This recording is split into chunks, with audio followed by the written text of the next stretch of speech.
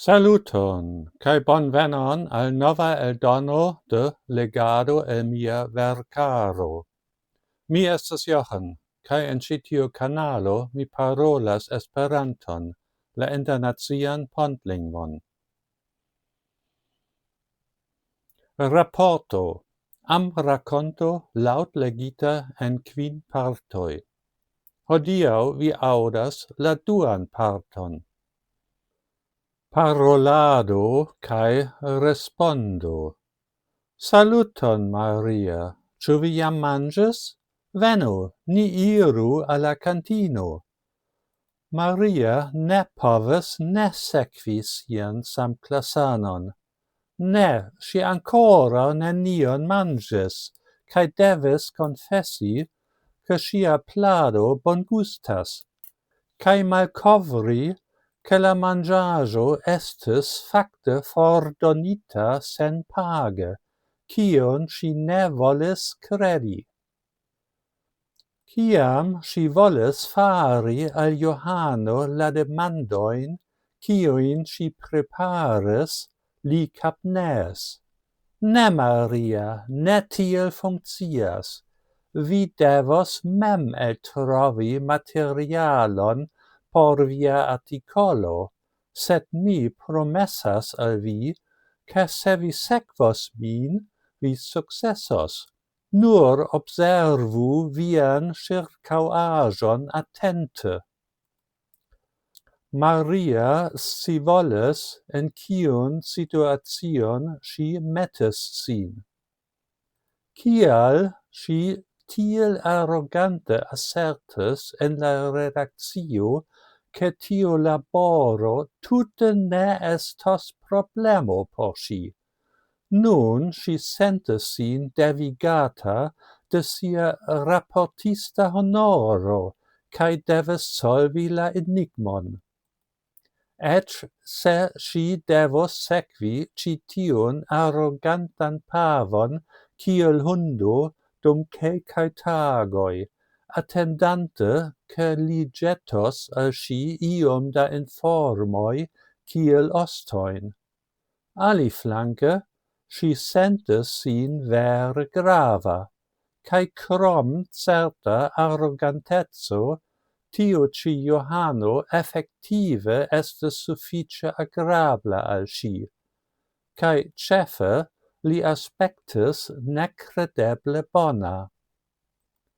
Do tio signifas, ke mi ĉeestas la samajn laborgrupojn kiel vi?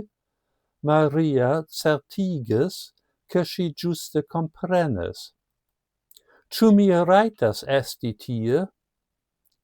Ne maltrankviliĝu, Maria, alie mi ne sugestus ĝin.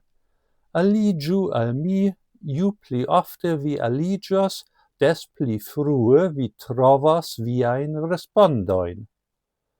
Bonege, kaj almenaŭ ŝi nun ne plu enuos posttagmeze, kaj certe ŝi ne kontraŭos lerni eĉ pli ol la normala horaro permesas. Manĝinte, ili reiris al la lernejo grupe kun la aliaj kantinogastoj. La unua grupo, kiun Johano vizitis tiun posttagmezon, estis franca komunikado. Maria verkas artikolon pri la kantino, Johano klarigis en la franca. Ne la faktoj, kiuj jam estis en la ĉiutaga gazetaro, sed foninformoj, sentoj, opinioj, kaj bonvolu fari ĉion en la lingvo de la instruado. Tiam eksplodis vigla diskuto, en kiun ankaŭ Maria estis enmiksita. Dum la tuta diskutado, Johano notis la argumentojn sur papero, sed atente sekvis la diskuton kaj intervenis kiam ajn estis problemo, ĉu pri vortprovizo, ĉu pri la ĝusta prononco aŭ pri argumento. Fine ili restis iom pli longe post la instrutempo, kaj tiam la paŭzo ĝuste sufiĉis por ŝanĝi ĉambrojn. Nun Maria komprenis, kial tiom da ŝiaj samklasanoj kiel Johano portis gitaron, ĉar la dua grupo estis gitarklaso de komencantoj.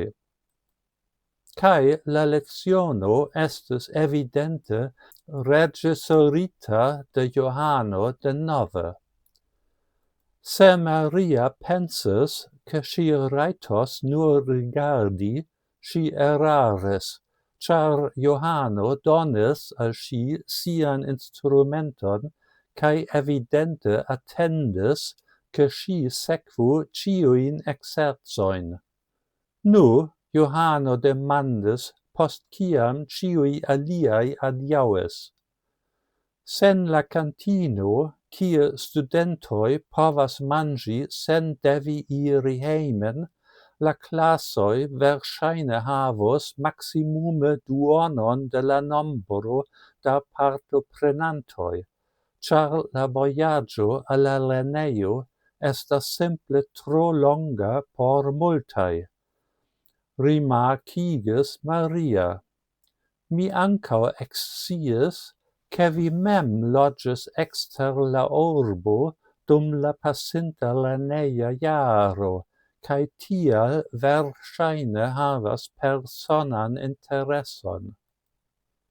Bonan laboron, laŭdis Johano. Kaj vi ankaŭ montris kuraĝon provante ludi per la gitaro. Sed tion mi atendis de violonisto. Kiel vi scias tion? Sed Maria, tial vi venis al mi. Ĉar vi supozeble scias ĉion? Mi fakte ne komprenis ĝin laŭvorte. Ne gravas, ĉu vi venas kun mi denove morgaŭ? Mi ankoraŭ havas plurajn demandojn, kaj se tio ne ĝenas vin? Kontraŭe, mi antaŭĝojas revidi vin. Bone, jen ĉio por hodiaŭ. Daŭrigo sekvas, eble venontan sabaton. Dankon pro via pacienco, kaj ĝis la revido. Kaj ne forgesu, abonu mian kanalon, por ke vi ne maltrafu mian venontajn filmetojn. Ĝis!